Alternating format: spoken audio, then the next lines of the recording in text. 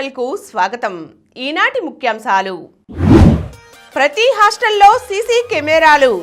విద్యార్థుల సంక్షేమం, భద్రత, ఆరోగ్యానికి ప్రాధాన్యం. టెట్లో 52% మంది టీచర్లు ఫెయిల్. శబరిమల ప్రధాన పూజారి అరెస్టు. చర్చల ద్వారా సమస్యలకు పూర్తి పరిష్కారం దొరుకుతుంది. తెలంగాణ సీఎం రేవంత్ రెడ్డి. అట్టుడుకుతున్న ఇరాన్. అధిక బరువు అదుపుకై సహజ మార్గాలు. ఈరోజు వార్తలను చూద్దాం. పంచాయతీల కంటే పరిష్కారాలకే మొగ్గు. తెలంగాణ రాష్ట్రానికి పంచాయతీ కావాలా, నీళ్లు కావాలా అని అడిగితే నేను నీళ్లే కావాలని కోరుకుంటాను. వివాదం కావాలా, పరిష్కారం కావాలా అని అడిగితే పరిష్కారమే కావాలని కోరుతాను. వివాదాల కంటే శాశ్వత పరిష్కారాలకే మొగ్గు చూపుతా అని తెలంగాణ సీఎం రేవంత్ రెడ్డి స్పష్టం చేశారు. తెలంగాణ రాష్ట్ర ప్రయోజనాలే పరమావధిగా పొరుగు రాష్ట్రాలతో సత్సంబంధాలను కొనసాగిస్తూనే పెండింగ్ సమస్యలను పరిష్కరించుకోవడానికి సిద్ధంగా ఉన్నామన్నారు. రంగారెడ్డి జిల్లా మహేశ్వరం మండలం రాచిర్యాల ఈసిటీలో Sujan medicare private limited pharma యూనిట్ను శుక్రవారం ఆయన ప్రారంభించారు. ఈ సందర్భంగా మాట్లాడుతూ తెలుగు రాష్ట్రాల మధ్య నదీ జలాల వివాదాల నేపథ్యంలో కీలక వ్యాఖ్యలు చేశారు. కృష్ణానదిపై తెలంగాణ చేపడుతున్న ప్రాజెక్టుల అనుమతుల కోసం ఏపీ ప్రభుత్వం సహకరించాలని కోరారు. కృష్ణానదిపై ఉమ్మడి రాష్ట్రంలో ఇచ్చిన అనుమతులకు ఇప్పుడు అడ్డంకులు పెట్టవద్దని ఏపీ సీఎం చంద్రబాబుకు విజ్ఞప్తి చేశారు. పాలమూరు, రంగారెడ్డితో పాటు కల్వకుర్తి, డిండి, ఎస్ఎల్బీసీ, భీమా, నెట్టెంపాడు వంటి ప్రాజెక్టులకు ఉమ్మడి రాష్ట్రంలోనే అనుమతులు వచ్చాయి. ఇప్పుడు వీటికి అభ్యంతరాలు చెప్పవద్దు. ఈ అడ్డంకులతో పర్యావరణ సిడబ్ల్యూసీ నుంచి సమస్యలు తలెత్తుతున్నాయి. రుణాలు కేంద్రం నుంచి రావాల్సిన నిధులు రావడం లేదు. రాష్ట్రంపై ఆర్థిక భారం పడుతోంది.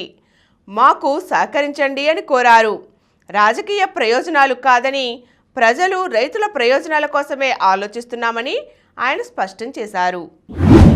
ప్రతి హాస్టల్లో సీసీ కెమెరాలు. ఎస్సీ, ఎస్టీ, బీసీ, మైనారిటీ, దివ్యాంగుల వసతి గృహాల్లో విద్యార్థుల భద్రతలో భాగంగా ప్రతి హాస్టల్లో సీసీ కెమెరాలు ఏర్పాటు చేస్తున్నట్లు మంత్రి డోలా శ్రీ బాలవీరాంజనేయ స్వామి తెలిపారు. శుక్రవారం విశాఖలో ఆయన మాట్లాడుతూ హాస్టళ్లలో సీసీ కెమెరాల వల్ల బయట వ్యక్తుల ప్రవేశానికి అడ్డుకట్ట పడుతుందన్నారు. సంక్షేమ హాస్టల్లో వసతులకు 360 కోట్లు కేటాయించామన్నారు. సంగీత సాహిత్య సంబరాలు, ఆవకాయ వేడుకలు. ఆవకాయ వేడుక మన సంస్కృతికి దర్పణం పట్టింది. అమరావతి ఆవకాయ సినిమా సంస్కృతి సాహిత్యోత్సవం రెండో రోజు శుక్రవారం ప్రేక్షకులను ఆకట్టుకుంది.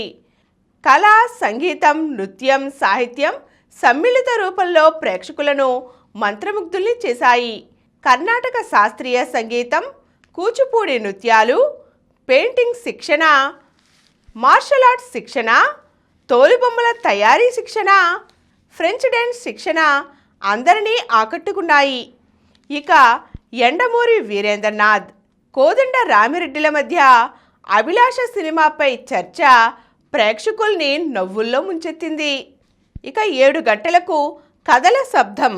సినిమాలలో సంగీతం, కవిత్వం అనే అంశంపై సంభాషణ జరిగింది.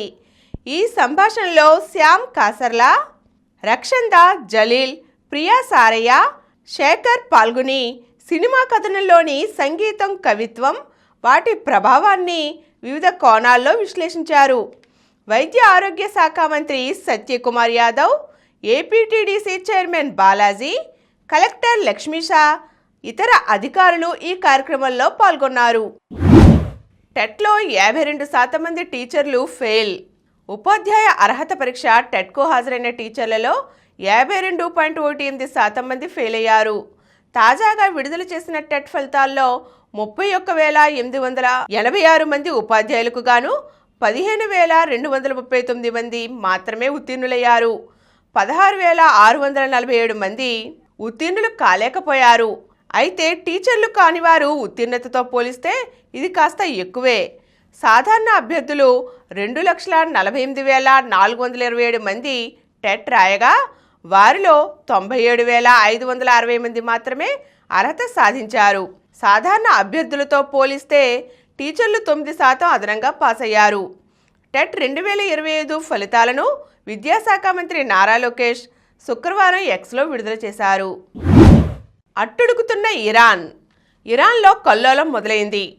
కరెన్సీ విలువ పడిపోవడం, ధరల పెరుగుదలపై మొదలైన నిరసనలు తీవ్ర రూపం దాల్చాయి. అయతొల్లా ఖొమేనీ నేతృత్వంలోని ప్రభుత్వం వీగిపోవాలంటూ ఆందోళనలు ఉధృతమవుతున్నాయి. మూకుమ్మడిగా ఆందోళనలు చేపట్టాలని ప్రవాసంలో ఉన్న ఇరాన్ యువరాజు రెజా షహ్లావి పిలుపునివ్వడంతో గురువారం రాత్రి పెద్ద సంఖ్యలో యువత ఆందోళనకు దిగారు. వారికి మద్దతుగా మహిళలు, పెద్ద వయసు వారు ఇళ్లపై నుంచి నినాదాలు చేశారు. పట్టణాల నుంచి గ్రామీణ ప్రాంతాల వరకు ఆందోళనలు విస్తరించాయి. రోడ్లపై వాహనాలకు, ప్రభుత్వ కార్యాలయాలకు ఆందోళనకారులు నిప్పులు పెట్టారు. విగ్రహాలను ధ్వంసం చేశారు. ప్రభుత్వ కార్యాలయాలపై దాడికి ప్రయత్నించారు. ఈ ఆందోళనలకు అత్యంత కఠినంగా అణచివేసేందుకు ఇరాన్ చర్యలు చేపట్టింది.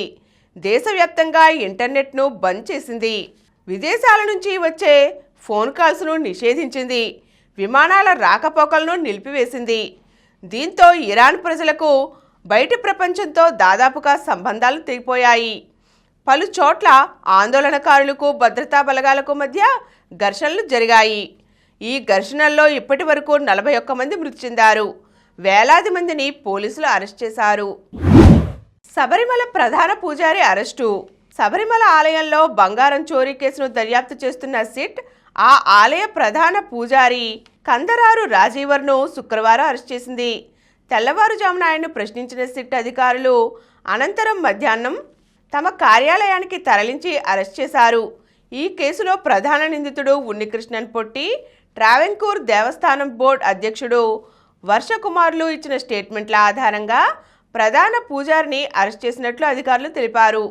ఉన్నికృష్ణన్తో ఆయనకు సన్నిహిత సంబంధాలు ఉన్నాయని, అతడిని ఆలయానికి తీసుకువచ్చింది కూడా ఆయనేనని అధికారులు తెలుసుకున్నారు. అధిక బరువు అదుపుకు సహజ మార్గాలు. ప్రోటీన్స్, ఫైబర్, హెల్తీ ఫ్యాట్స్ ఉండే సమతుల ఆహారాన్ని తీసుకోవాలి. సాధ్యమైనంత వరకు జంక్ ఫుడ్కు, ఫాస్ట్ ఫుడ్లకు దూరంగా ఉండాలి. రోజు క్రమం తప్పకుండా కనీసం 40 నిమిషాల పాటు వ్యాయామాలు చేయాలి. నిద్ర, మానసిక ఆరోగ్యంపై దృష్టి సారించాలి. ఇలా చేస్తే 3 నుండి 6 నెలల్లో సహజంగానే ఆరోగ్యకరంగా బరువు తగ్గవచ్చు. అయితే అధిక బరువు తగ్గడానికి మందులు చివరి ప్రయత్నం కావాలి. అది కూడా వైద్యుల సలహా మేరకే పాటించాలి. నాజూగ్గా కనిపించాలనుకోవడం, బరువు తగ్గాలనుకోవడం తప్పు కాదు. కానీ తొందరగా ఫలితం సాధించాలన్న ఆతృతే కొంప ముంచుతుంది. సరైన వైద్య సలహా లేకుండా వాడే మందులే ప్రాణాంతకం అవుతాయి. మంచి అలవాట్లు, చక్కటి వ్యాయామ ప్రణాళికతో చక్కటి శరీరాకృతి సొంతం చేసుకోవచ్చునంటున్నారు ఆరోగ్య నిపుణులు. ఇప్పుడు కొన్ని సంక్షిప్త వార్తలు చూద్దాం. ఆదివారమైన ఒకటినే బడ్జెట్ ప్రవేశపెట్టనున్న కేంద్ర ఆర్థిక మంత్రి నిర్మలా సీతారామన్. బెంగాల్లో ఐపెక్ రచ్చ. టీఎంసీ చీఫ్గా వెళ్ళాను. ఐపెక్ పార్టీకి సలహా సంస్థ మాత్రమే. రాజకీయ కక్షతోనే ఈడీ దాడి. బెంగాల్ సీఎం మమతా వెల్లడి. మమతా పోలీసులపై సిబిఐతో దర్యాప్తు జరపాలి. కలకత్తా హైకోర్టులో ఈడీ రిట్ పిటిషన్. బ్లోఅవుట్ను హెలికాప్టర్ నుంచి వీక్షించిన సీఎం. ఇరుసుమండలో తగ్గుతున్న మంటల ఉధృతి. కొలిక్కి వచ్చిన సకలాల తొలగింపు. బ్లోఅవుట్ మంటలు 5వ రోజైన శుక్రవారం కూడా కొనసాగాయి. మంటల ఉధృతి మాత్రం తగ్గుతోంది. శక్తివంతమైన పైపులతో ఆంబ్రెల్లా విధానంలో నీటిని చల్లుతున్నారు. కాలిపోయిన యంత్రాల సకలాలను తొలగించారు.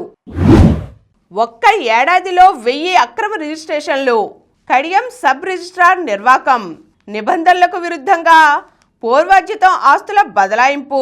కడియం సబ్ రిజిస్ట్రార్ కార్యాలయంలో సబ్ రిజిస్ట్రార్ ఈ లక్ష్మి ఏడాది కాలంలో 1000 వరకు పూర్వార్జితం ఆస్తులకు నిబంధనలకు విరుద్ధంగా రిజిస్ట్రేషన్లు చేసినట్లు తేలింది. సెమీస్లో సింధు. ముగిసిన సాత్విక్ జోడీ పోరాటం. మలేషియా ఓపెన్ ప్రపంచ టూర్ సూపర్ 1000 బ్యాడ్మింటన్ టోర్నీలో భారత అగ్రశ్రేణి క్రీడాకారిణి పివి సింధు సెమీఫైనల్లో అడుగుపెట్టింది. ఫైనల్లోకి నిఖత్.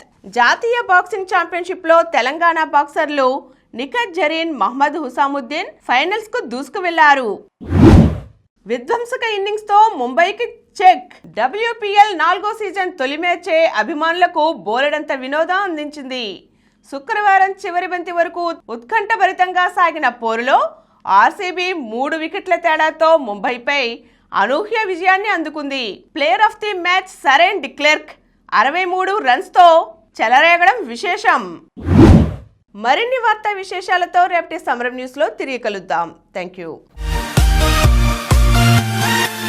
ప్రతిరోజు వార్తా విశేషాల కోసం అనతి కాలంలోనే 21 కోట్ల వ్యూస్ సాధించిన సమరం ఛానల్ సమర్పించు సమరం న్యూస్ ఛానల్కు సబ్స్క్రైబ్ చేయండి, లైక్ చేయండి, మీ ఫ్రెండ్స్కు షేర్ చేయండి.